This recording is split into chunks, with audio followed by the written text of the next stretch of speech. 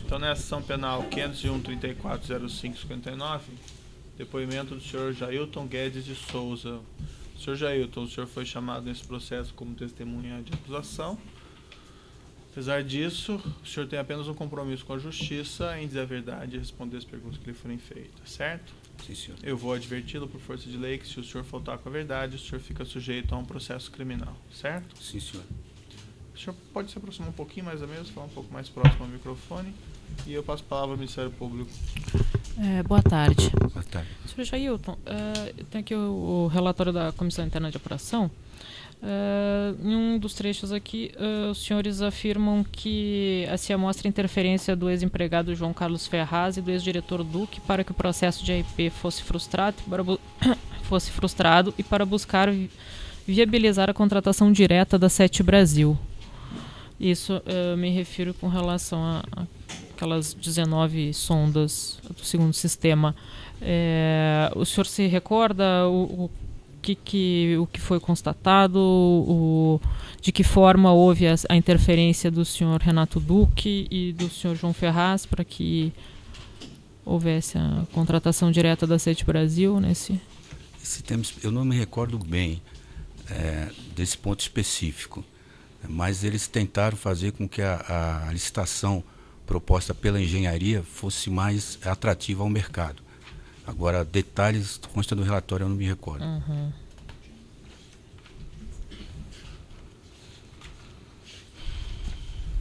Tá. Outra questão.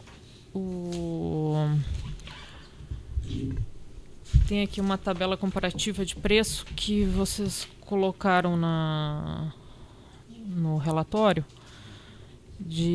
comparando os preços praticados pelos estaleiros Juron, Keppel-FELS, Enseada do Paraguaçu e Ecovix quando participando do primeiro sistema, aquele das 7 sondas, que ao final foram contratadas pelo estaleiro Atlântico Sul, e o preço praticado no contrato do segundo sistema, e uma variação de preço bastante considerável na proposta.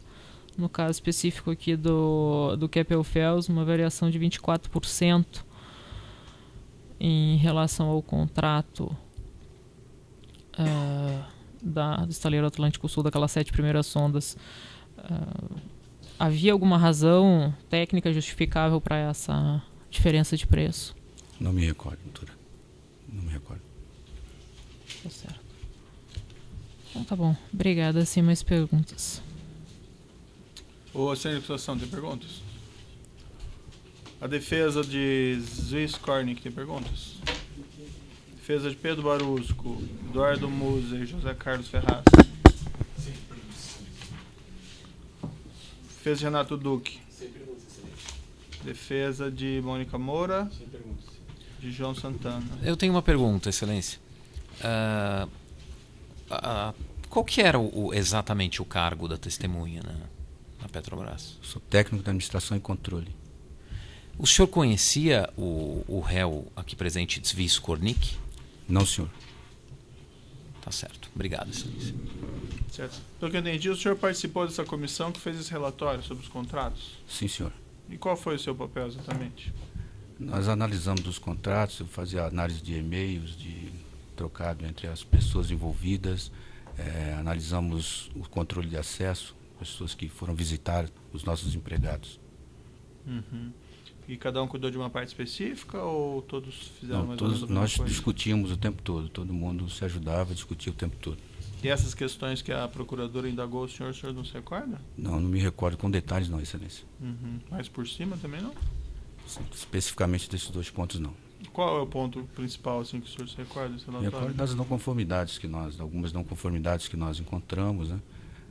Como conflito de interesse praticado pelo senhor Ferraz, né? Enquanto ele estava na Petrobras, e ele defendia muito a Sete Brasil enquanto empregado da Petrobras. Por que seria um conflito de interesse?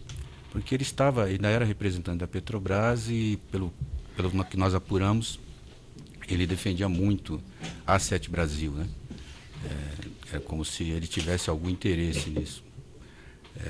Também me recordo que, apesar da demanda de sondas, né, a demanda do pré-sal nosso vir caindo, existia um número de 28 sondas para ser contratado. Outra não conformidade que nós encontramos foi que foi caindo a demanda de pré-sal, mas nunca foi revisto esse número de sondas, né? Contratação do Banco Santander também, o Banco Santander foi contratado com 2 oportunidades, a primeira por um preço bem aquém do que praticado no mercado, da própria licitação, da própria orçamentação da Petrobras, nos chamou a atenção, e já depois, logo em seguida, foi contratado uma segunda vez. Então, para a gente ficou a dúvida ou a certeza de que houve algum tipo de vantagem, como é que eu posso dizer? De conhecimento. É como se o pessoal do banco conhecesse, né? Porque deu um preço muito baixo e tinha certeza que ia ser contratado no segundo. E eles foram contratados para quê? O primeiro contrato foi com o consultor financeiro e o segundo contrato foi para a captação de investidores no mercado. Uhum. Nessa questão específica da diferença de preços de licitações, o senhor não se recorda mesmo? Não me recordo, doutor. Tá bom. Então eu declaro encerrado o depoimento do senhor Jailton Guedes de Souza. Pode interromper a gravação.